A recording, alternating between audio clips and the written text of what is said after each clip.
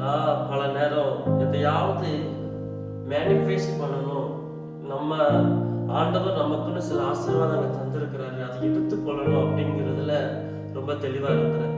அதனால நான் என்ன பண்ணுவேன் அப்படின்னா, எப்பவுமே விசுவாசத்தை ரொம்ப ஹையா வச்சு அதுக்காக ஃபோக்கஸ் பண்ணுவேன். அது மூலமா சில அற்புதங்கள் நடந்திருக்கு, அது மூலமா சில சுகமடைஞ்சிருக்கிறாங்க, அது மூலமா சில வாழ்க்கை மாறி.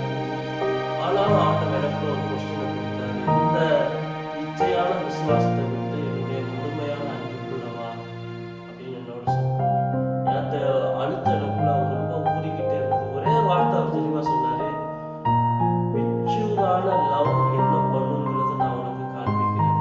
அவரோட நம்ம வச்சிருக்கிற ஒரு அன்பின் நிமிஷமா நான் மூவ் பண்ணவே இல்லை. நான் எந்த செயலை செஞ்சாலும் அது நமக்கு இதை அடையணும் அப்படின்னு சொல்லிட்டு என்னுடைய பாதைகளை தெளிவாக்கி முயற்சி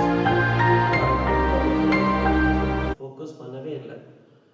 இன்னைக்கு அந்த வார்த்தை உங்களோட தெளிவாக சொல்ல விரும்புகிறேன். எதுன்னா, எப்பவுமே நம்மளுடைய ரிசீவிங் சேனலை தெளிவாக வச்சுக்கணும்னு நினச்சிட்டு இருந்தேன். இப்போ எனக்குன்னு சில என்னோட டைம் லைனில் நான் இங்கே வாழ்கிற நாட்களில் எனக்குன்னு சில அற்புதங்கள் இருக்குது. அதை நான் எடுத்துக்கிட்டதில் ரொம்ப தெளிவாக இருந்தேன்.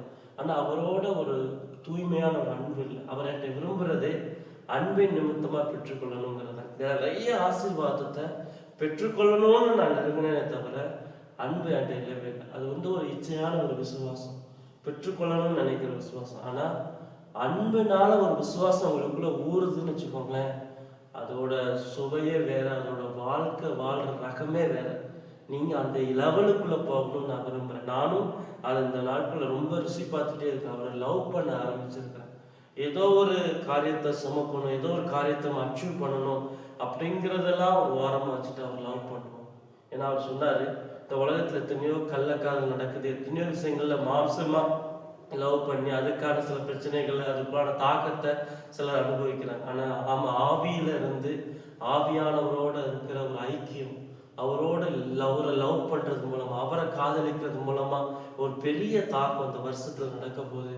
நீங்க அவரை ரொம்ப லவ் பண்ணுங்க, அதனால உங்களுக்கு கிடைக்கக்கூடிய ரிசல்ட்டே வேறு. அதனால உங்க வாழ்க்கை முற்றிலுமா மாறும். அந்த சமாதானத்தின் பிரபு உங்களை எல்லா இடத்துலையும் சமாதானமா வாழ வைப்பாரு.